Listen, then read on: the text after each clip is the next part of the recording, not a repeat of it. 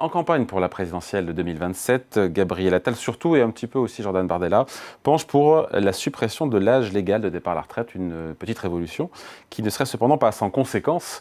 Alors, bonne idée ou pas d'abandonner la référence définitive, la référence à l'âge légal de départ à la retraite? Alors moi, je pense que c'est une mauvaise idée. Je pense qu'on en a besoin pour trois raisons très simples. La première raison, c'est que tout le monde a un âge, tous les pays ont un âge de départ, enfin dans l'Union européenne, et nos partenaires regardent un peu ce que nous faisons, notamment en matière de finances publiques. Et l'âge de départ à la retraite est aussi une façon de donner une mesure de l'effort auquel va s'attacher la population française. Donc, fixer l'âge de départ à la retraite, qui est en moyenne autour de 67 ans, ça me paraît une bonne mesure. La deuxième raison... 67 ans où ça Comment ? En Europe. En Europe. Aujourd'hui, on est en moyenne à 67 ans. Oui, Oh. absolument. Ça me paraît beaucoup. Non Oui, Il peut répondre quelque chose. Hein. Non, là, 67 ans en moyenne de l'âge de Oui, départ. vous regardez dans les grands pays, en Italie, la question se pose de savoir à quand on va passer à 70 ans, parce que le deuxième enjeu, c'est de fixer, au travers de cet âge de départ, une durée de vie à la retraite. C'est-à-dire de le caler par rapport à l'espérance de vie moyenne. Donc il y a des pays, d'ailleurs, qui ont un système qui est un système directement associé à l'espérance de vie. Par exemple, au Portugal, après la Covid, l'âge de départ à la retraite a été abaissé, parce que l'espérance de vie avait été modifiée par la pandémie.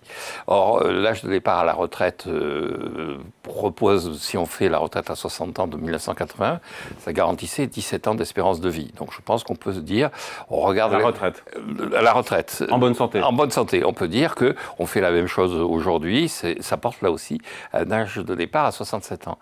Et la troisième raison, je pense que de toute façon, en matière de retraite, il y a un enjeu de partage entre les actifs et les inactifs. Et le moyen le plus simple de partager la population en deux, c'est de définir une limite, un âge, indépendamment des conditions individuelles. C'est ce que disait Alfred Sauvy. Il disait le véritable enjeu pour sauver un système de retraite, c'est d'expliquer aux vieux qui sont encore jeunes et que leur âge n'est pas un enjeu, que le véritable enjeu, c'est le temps qu'ils vont être en situation d'oisiveté à la retraite. Donc, donc il ne faut pas abandonner, selon vous, la référence. Non, juste une remarque générale, c'est quand même que ce problème est un problème qui est, encore une fois, qui est européen, mais qui est mondial. C'est-à-dire qu'il y a de plus en plus de vieux au nord, et notamment en Asie, et de plus en plus de jeunes au sud. Donc le véritable enjeu, c'est de définir une stratégie vis-à-vis des vieux au nord. Pardon, je le coupe, ça laisse un peu dubitatif, là, il fait la moue, là, qu'est-ce qu'il a, Xavier? Non, c'est pas que je suis dubitatif, je suis assez d'accord avec un certain nombre de points, mais je pense que si on a un âge légal de départ à la retraite en France, c'est pas pour les raisons évoquées par Jean-Marc, c'est pour d'autres raisons. Donc il y a un point sur lequel on est parfaitement d'accord, c'est qu'il y a un enjeu d'âge de départ effectif à la retraite. 63 ans aujourd'hui. 62. Voilà, et qui n'est pas l'âge de départ légal, y compris d'ailleurs dans les autres pays européens. En Allemagne, l'âge de départ légal à la retraite, c'est 67 ans. L'âge de départ effectif, c'est pas 67 ans, c'est un peu moins. Mais l'enjeu est que cet âge de départ... C'est faire tendre l'effectif vers le légal. Non, c'est pas de faire tendre l'effectif vers le légal, c'est de faire en sorte que l'effectif, parce que le légal, en fait, on s'en fiche un peu. On va voir qu'on s'en fiche pas complètement, mais il ne s'agit pas de faire tendre l'effectif vers le légal, il s'agit de faire augmenter l'effectif. Oui. Ce qui n'est pas pareil. Hein. Et une des façons de faire augmenter l'effectif, c'est de reculer le légal. Légal auquel ensuite on met des exceptions pour tenir compte d'un certain nombre de cas, ce qui fait qu'en fait le légal devient plutôt un maximum. Et vous comprenez bien qu'un maximum, ce n'est pas un âge effectif de départ. Ça va dépendre du nombre d'exceptions et de l'ampleur des exceptions. Donc l'enjeu, on est d'accord là-dessus, enfin je pense qu'il n'y a pas trop de discussion. Et cet enjeu, il faut quand même revenir un peu sur l'histoire politique de la France des 10 dernières années.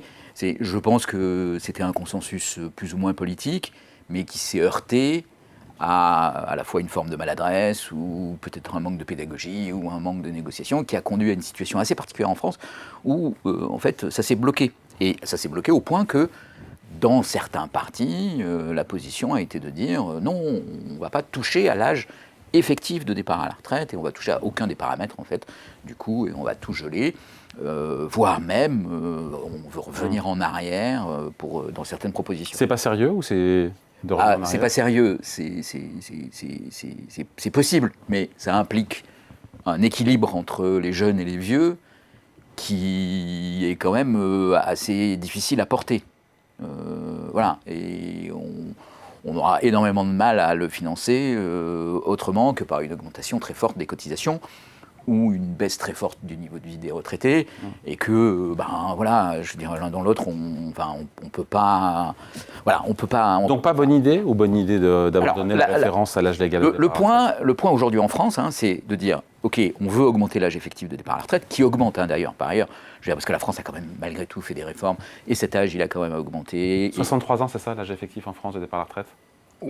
Même un peu moins. C'est-à-dire l'âge légal, il a été bloqué. L'âge effectif, on est un peu en dessous de 63 ans. Un peu en dessut, oui. Voilà, mais il a augmenté. Mais en fait, il faut continuer de l'augmenter parce que l'allongement de l'espérance de vie, le nombre d'années à la retraite, le fait aussi que en fait, l'âge d'entrée dans la vie active est aussi plus tardif. Ouais. Donc tout ça, en fait, justifie largement ce qui se passe. Bon, ok.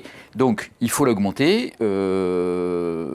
La situation s'est figée, s'est bloquée en France par l'accumulation d'un certain nombre de maladresses et de réformes qui se voulaient ambitieuses, mais qui en fait étaient probablement très mal conçues et très mal comprises, y compris par ceux qui les Mais il y avait un effort à faire, quoi qu'il en soit. Il y a un effort à faire, et il continue à devoir y avoir un effort à faire. Donc c'est un enjeu pour la prochaine présidentielle qui est important. Alors la question ensuite, c'est qu'est-ce qu'on fait pour y arriver? Alors évidemment, quand on regarde ça de très très loin, on se dit, il y a un âge de départ légal à la retraite, eh ben, il n'y a qu'à le reculer ou le supprimer et reposer uniquement sur un système dans lequel c'est la durée de cotisation qui va... C'est ce que propose Gabriel Attal. Voilà, mais pourquoi ça c'est une mauvaise idée?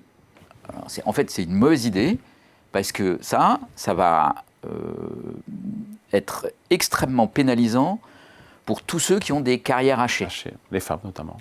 Notamment les femmes, qui sont déjà pénalisées aujourd'hui, parce que en fait, ceux-là, ils prennent leur retraite à l'âge légal de départ à la retraite, avec une retraite qui est au prorata de leurs années d'activité.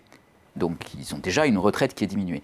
Mais là, dans un système comme ça, on va leur imposer en plus un nombre minimal d'années de cotisation, ce qui fait qu'ils auront un âge possible de départ à la retraite qui sera extrêmement tardif. Il faudra beaucoup augmenter la durée de cotisation si on supprime l'âge légal. Une durée de cotisation, en gros, ce qu'on estime pour équilibrer le régime de retraite, c'est 43 années de durée de cotisation. Mais vous voyez, quelqu'un qui a commencé à travailler à 21 ans, qui a eu des périodes d'inactivité dans sa vie, par choix personnel, pour élever des enfants, et qui donc a perdu, je ne sais pas, 5 ans dans sa vie, vous prenez 21 ans, plus 5 ans, 26 ans, plus 43, 69 ans. Ouais. Voilà ce que ça veut dire. Si vous reposez uniquement sur pour avoir une retraite à taux plein. De durée de cotisation. Et de l'autre côté, quelqu'un qui a le même niveau de diplôme, mais qui n'a pas eu ces 5 années d'interruption, lui, il pourra prendre sa retraite à 64 ans. Moi, j'imaginais que, Jean-Marc, vous me diriez que... Alors ça, c'est un premier point. Un deuxième point, c'est qu'aujourd'hui, il y a des gens qui ont une longue durée de cotisation, ceux qui ont, en fait, commencé à travailler assez tôt, qui n'ont pas de carrière hachée, qui ne peuvent pas prendre leur retraite, même quand ils ont toutes leurs cotisations. Comment c'est possible? Parce qu'en fait, ils ont une durée d'activité très longue et que l'âge de départ à la retraite les empêche de prendre leur retraite trop tôt. Et ça, c'est important aussi pour le système. C'est-à-dire qu'il ne faut pas que des gens qui auraient acquis suffisamment de droits puissent dire « Bon, ok, j'ai acquis suffisamment de droits, je vais arrêter de travailler, je vais me mettre à la retraite, je vais peut-être cumuler, parce que je peux encore travailler, cumuler avec ma retraite de l'activité. » Mais ça, c'est des comportements qui coûtent très très cher au système de retraite. Parce que il faut payer ses retraites et c'est des cotisations qui sont plus perçues. Donc, je veux dire, l'âge de départ à la retraite, il permet de jouer sur ces paramètres. Qu'on soit obligé de le reculer, c'est une chose, mais vous voyez, on ne va pas trop le reculer pour ne pas trop pénaliser les carrières hachées, on ne va pas non plus trop le réduire pour éviter que des gens partent trop tôt à la retraite. Donc c'est un équilibre à trouver. Dans le système actuel, c'est très difficile de s'en passer. Après, la liberté de choisir de partir quand on veut, quitte, malheureusement, la contrepartie, c'est partir avec une retraite moindre. Ça devrait vous plaire, ça ? Non, je pense pas. Le choix personnel. Oui, alors il peut y avoir un choix personnel. D'ailleurs, on peut partir, effectivement, on peut se mettre en... C'est déjà le cas aujourd'hui. Oui, on peut se mettre sous activité, on peut se mettre, arrêter de travailler si on veut, en assumant les conséquences. Je pense qu'il y a quand même, là aussi, plusieurs problèmes. Il y a d'abord des systèmes, des régimes, à l'heure actuelle, où non seulement vous avez un âge de départ qui est ouvert, mais vous avez une obligation de prendre votre retraite. C'est-à-dire, je pense que les gens ne savent pas, mais que dans la fonction publique, c'est des exemples que l'on cite assez souvent, des chercheurs qui, le jour de leur anniversaire, voient leur bureau fermé à clé, parce qu'ils n'ont n'ont plus le droit d'exercer leur activité en tant que fonctionnaire, puisqu'il y a une obligation de prendre sa retraite. Le deuxième élément que je trouve très important dans cette affaire, c'est qu'effectivement, vous avez une perception par les gens qui paient que les gens, donc on prend l'exemple, les gens qui peuvent partir parce qu'ils ont commencé à travailler très tôt, ils peuvent partir dans le système où on regarde sur la durée de cotisation, ils peuvent partir à des âges où ils pourraient continuer à être utiles, pourraient continuer à travailler pour la société. Et donc je pense que le raisonnement d'espérance de vie est le moyen de contourner tout ça. Et le dernier élément que je mettrai en avant, c'est qu'il ne faut pas se faire d'illusions. Le problème démographique est tel qu'on ne pourra payer les retraites qu'en allant chercher de la jeunesse hors de notre territoire national. On peut aller la chercher soit directement en faisant une politique d'immigration, soit en envoyant, comme l'ont fait les Japonais, de l'épargne dans les pays jeunes et bénéficier de la croissance de ces pays jeunes. Il faut bien voir qu'on n'est pas les seuls, encore une fois, dans cette situation. Le vieillissement est un vieillissement qui n'est pas centré sur la France, qui est centré sur les pays du Nord et sur certains pays asiatiques. Vous savez, on parle... Il y a des pays qui ont supprimé l'âge de départ légal à la retraite. Parce qu'on se pose la question en France, parce qu'il y a la campagne présidentielle et que Gabriel Attal met le sujet dans le débat et que Jordan Bardella un peu a dit que c'était pas le sujet, l'âge de départ légal, donc on s'est dit peut-être qu'il est aussi y est favorable.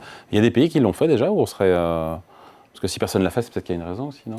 Je pense que les systèmes de retraite à points des pays nordiques et des systèmes en capitalisation. Mais les systèmes en capitalisation pure, mais en fait, pour vraiment que ça marche, un système comme celui-là, il faut avoir conscience qu'il faut un socle de retraite minimum, en fait. Oui. Et la retraite qui va s'appliquer aux gens qui devraient partir. Avec le risque de certains tombent dans la pauvreté s'ils ont des pensions trop faibles parce que. Surtout avec la nécessité d'avoir un système de retraite minimum qui est plutôt généreux, justement pour éviter la pauvreté. Et du coup, qui va poser tout un tas d'autres problèmes, en fait, en termes d'incitation au travail et en termes de gestion des revenus qui sont bas et des salaires qui sont bas. Bon, donc, il y a dans tout ça, je veux dire, le système de retraite, c'est pas un système très modulaire où on peut choisir un peu de ceci, un peu de cela, on peut rajouter une touche de là. C'est en fait quelque chose qui doit être en cohérence avec l'ensemble du système social. Ça a un rapport avec le système de salaire minimum, ça a un rapport avec... En tout cas, je pense qu'un système de retraite, ça se réfléchit également par rapport à la structure de la société. Vous prenez le cas de la Chine, pendant longtemps on a dit que les Chinois sont obligés d'épargner parce qu'ils n'ont pas de système de sécurité sociale. En réalité, le régime communiste avait mis en place une prise en charge de la population, de la naissance à la mort, et donc il y avait une sorte de système où il n'y avait pas véritablement à se poser la question en termes de sécurité sociale. Alors vous savez, le système chinois, on est passé, compte tenu de l'évolution démographique et du fait qu'il y a un manque de femmes colossal, parce que la politique de l'enfant unique s'est traduite aussi par une accentuation du problème démographique, par la disparition, par le déséquilibre homme-femme. Et donc il y a des économistes qui parlent à propos de la Chine, non plus de marxisme-léninisme, mais de marxisme-onanisme. C'est-à-dire que la population chinoise est obligée de se réfugier dans des pratiques qui sont des pratiques permettant de répondre au problème de l'absence de femmes. Alors on n'en est pas là en Europe, nous n'en sommes pas là en France, nous manquons pas de femmes, mais nous manquons de jeunes. Et donc le manque de jeunes, ça se répond par des systèmes de capitalisation, des systèmes d'épargne, des systèmes de prise en compte de la réalité démographique. En tout cas, c'est une mauvaise idée, cette suppression de l'âge de départ légal à la retraite. Pour vous, c'est une mauvaise idée? Comment dire, je pense que mettre la question des retraites au cœur de la campagne, c'est nécessaire. L'aborder sous l'angle d'une espèce de mesure un peu radicale qui serait parée d'une grande justice parce qu'on reposerait uniquement sur la durée de cotisation, en fait, c'est pas pragmatique et c'est pas réaliste.